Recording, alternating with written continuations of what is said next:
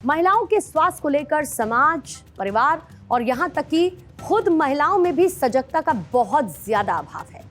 आप अपने आसपास लड़कियों के बीच ये एक्सपेरिमेंट करके देख लीजिए। उनसे आप ये सवाल पूछिए कि सर्विकल कैंसर क्या होता है। उनसे आप पूछिए पैप स्मीयर टेस्ट क्या होता है। उनसे आप पूछिए कि मेमोग्राफ क्या होता है। मैं आपको गारंटी के साथ कहती हूँ कि 10 में से 9 लड़कियों को इन सवालों के जवाब पता नहीं होंगे।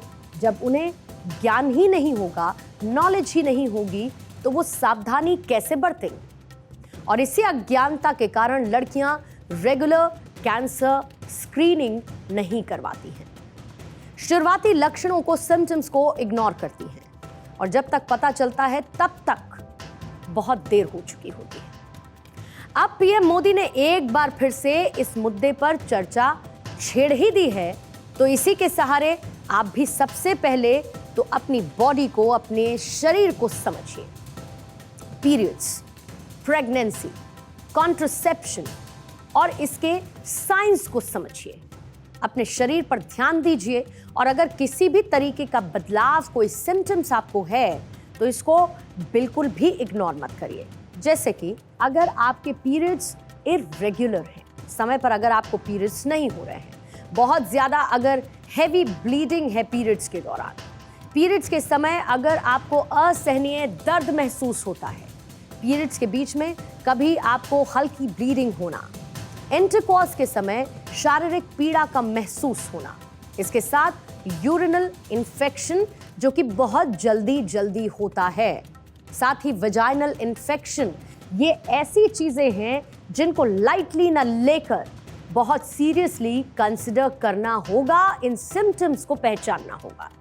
आपको ये ध्यान रहे कि शरीर में जब भी कोई विकार पैदा होता है, यानी कि कोई गड़बड़ी होती है, तो शरीर हमेशा उसके संकेत देता है। वो अलग बात है कि हम उसको पहचान नहीं पाते क्योंकि हम अपने प्रति कई दफा लापरवाह हो जाते हैं। खैर, आइए आगे बढ़ते हैं और प्रधानमंत्री मोदी के इंटरव्यू से निकले हुए एक और कीवर्ड की बात करते हैं और वो कीवर्ड है मिलेट्स। आज जिस मिलेट्स यानी कि मोटे अनाज की चर्चा हर तरफ है, वो भारत के लिए नया बिल्कुल नहीं है। ज्वार के सबूत तो भारत में हड़प्पा सभ्यता के अवशेषों में भी मिले हैं और अपने देश में 3000 से 5000 साल पहले से इन मिलेट्स के खाए जाने के सबूत मौजूद हैं।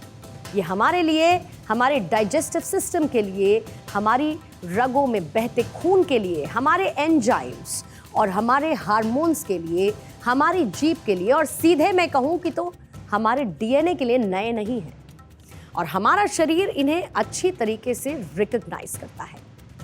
पहले मिलेट्स को कदर यानी कि गरीबों का अन्न कहा जाता था।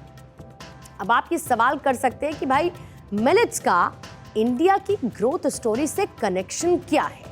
तो आइए आपकी दुविधा को दूर करती हूं और इस कनेक्शन को समझा देती हूं। दुनिया भर में बढ़ती हुई जनसंख्या, इसके साथ ही जंग के आसार, सूखा, बाढ़ आदि की वजह से खाद्यान्न की कमी अब आम बात हो चुकी है। भारत इसमें मौका देख रहा है।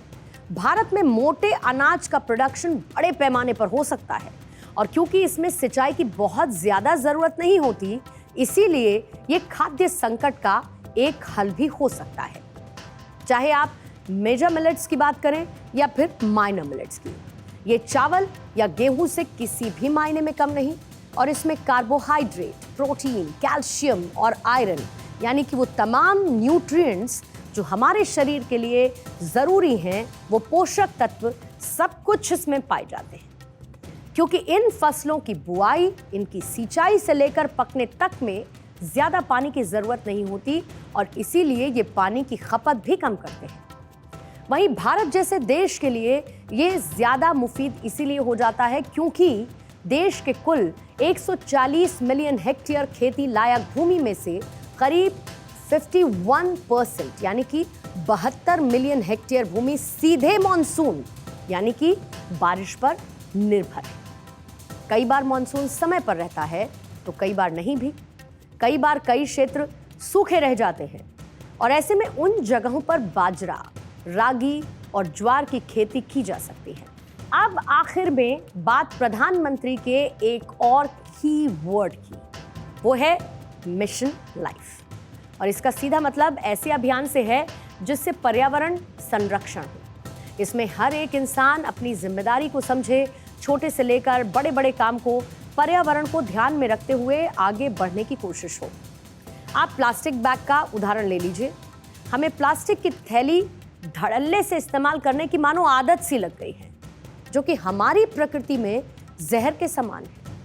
मिशन लाइफ बताता है कि अगर प्लास्टिक छोड़ हम कपड़ों के थैले का इस्तेमाल करें तो बड़े स्तर पर पर्यावरण को बचाया जा सकता है। इन शॉर्ट, मिशन लाइफ का सीधा सिद्धांत है ऐसी जीवन शैली, ऐसा लाइफस्टाइल और उसको बढ़ावा देना जो कि पर्यावरण को नुकसान ना पहुंचाए।